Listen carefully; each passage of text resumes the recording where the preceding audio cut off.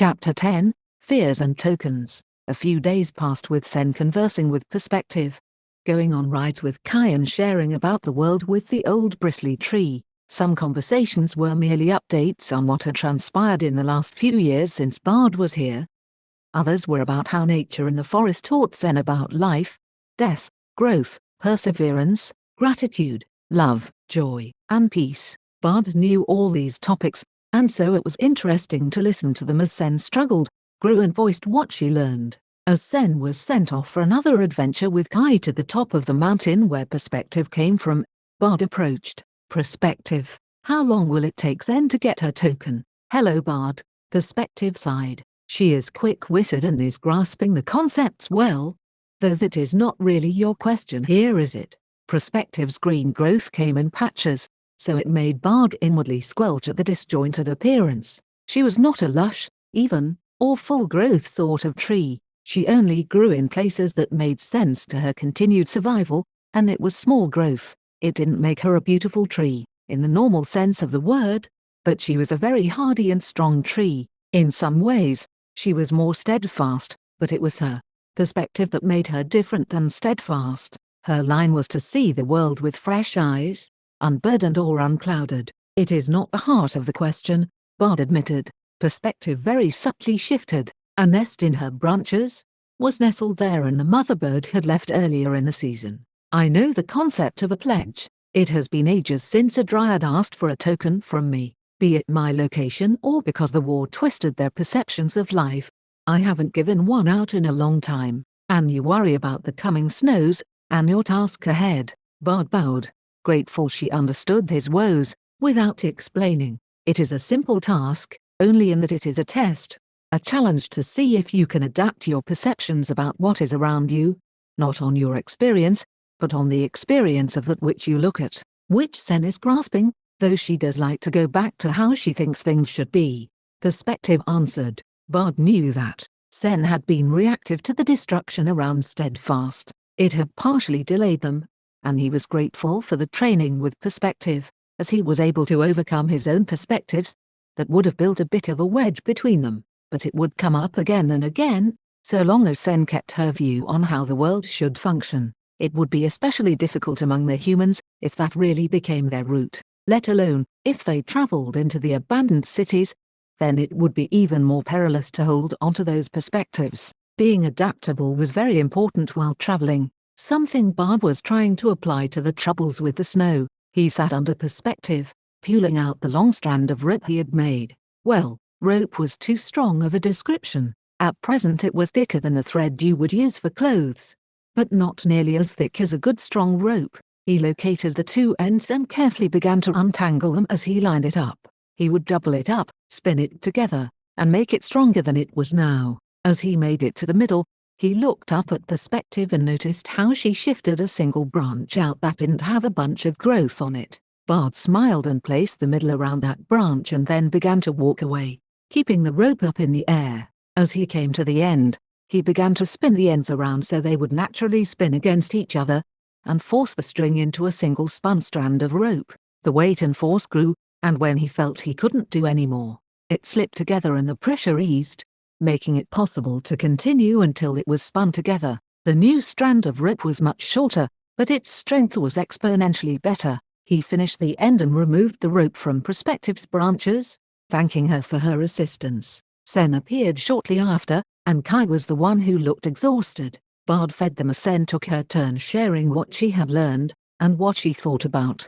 Perspective offered her more insights into the value of getting higher, and seeing farther, when you had an important decision to make. Figuratively and physically, height could be made metaphorically when you gather information, different perspectives, and when you refuse to only make a decision on your lived experiences. Sen was fascinated by Perspective's stories that she shared, and Bard put himself to bed after making sure everyone was fed. Bard, come on, you're going to miss it, Sen called down to her sleeping companion. Bard grumbled and peeked open one eye. These early mornings were starting to get on his nerves. It's too early to be climbing, he shouted back in reply. No, it's not. You're just being lazy, she said back. He opened both eyes as he looked for her lithe frame. She had indeed climbed up elder perspective and was looking down at him. "I'm not lazy," he retorted back. "Then you would be climbing already. Come on, you're going to miss this," she said as she looked back to some view that he was missing. He grumbled as he sat up. He was a lot of things, but lazy, no, he would never stand being called that. He brushed off a few twigs and rocks that had clung to him, and yawned as he treaded over to the base of the tree. One thing he knew that Sen knew, was that he was not the best of climbers. Before meeting her, he would have called himself decent, but she was a master climber. To her, this was nothing. To him, well, that is a very different story. He reached up to a somewhat low branch and used his arm muscles to haul himself up. One after the next he began to climb. Sen was entrapped by the view and didn't offer any advice for getting up. The task took quite a bit of his time and energy,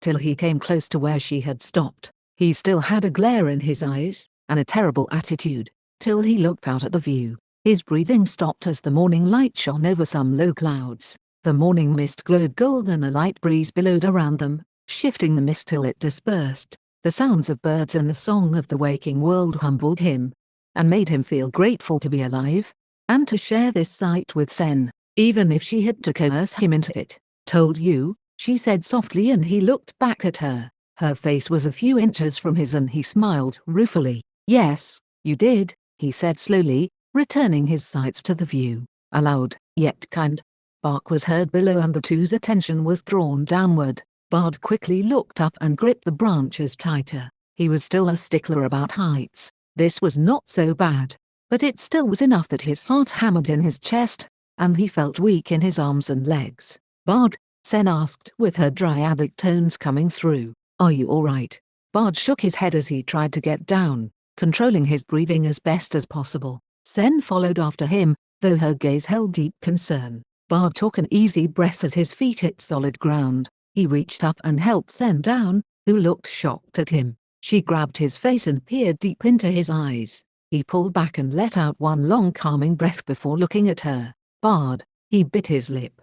"Sorry, I got scared," he admitted, and Sen's head tilted to the side, her hair swiftly moving out of her line of sight. "Scared? About what?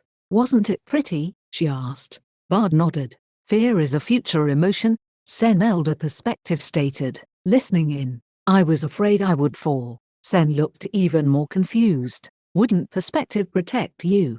Catch you?" Sen asked, and Bard felt even more embarrassed. It was possible, but after experiencing falling from a high spot, he hadn't gotten over the irrationality of it. It's not that simple, though those lines of thought do help. I am slow, so it's possible he could have fallen and I wouldn't have caught him. However, this stems from a deeper perspective. I've taught you about that, perspective said, and Sen's eyes lit up as her mouth formed an O in understanding. "You've fallen before?" Sen asked. Bard nodded. He told her of his adventures in the abandoned cities, and how one floor fell out from under him, and had Kai not been vigilant, he would have gotten fairly injured. Kai sat as he looked proud of himself. "But this is a tree, not a building floor."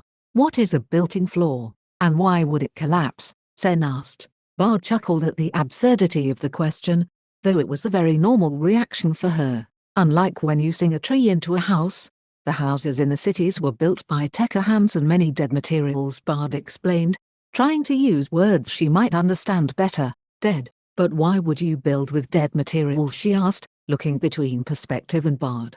At least she was asking lots of questions. It reminded him of the conversations they had when they first met. "Because Tekka song doesn't command or speak to the trees. Is that why you said you can't sing?" "What? No. Nope.